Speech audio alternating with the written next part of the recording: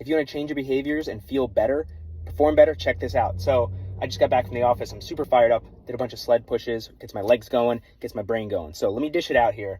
If you are not feeling how you want to feel physically or mentally, whatever, but let's say you're in pain, immobility, or you're not as fast, as powerful as you would like to be, right?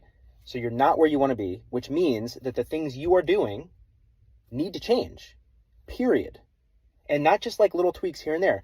And that seems very obvious, but people go for years and years doing basically the same stuff with like little tweaks here and there and expecting different results. And they get frustrated because they still feel crappy or they're still not performing how they would like to perform.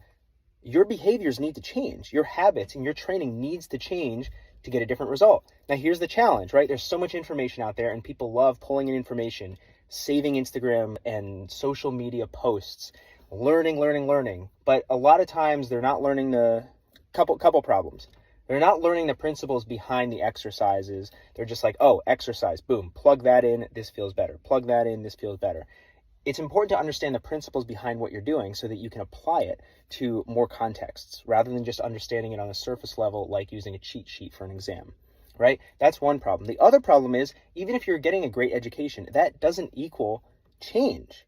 Education does not equal behavioral change. So on top of the education, which I provide to all my clients and my students, you also need something in place, a community, a coach. I'm partial to a coach and community to help you actually learn how to make behavioral changes and stay consistent with that long enough that you actually see a change in outcome in how you feel and how you perform.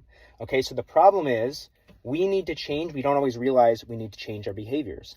When we do, we educate, but we don't always turn that education into an actual change in behaviors. So oftentimes we need a mentor, a coach, a community to help us actually learn how to change our behaviors because they're so rooted in, we don't even realize that they need to change. Make sense? Hopefully.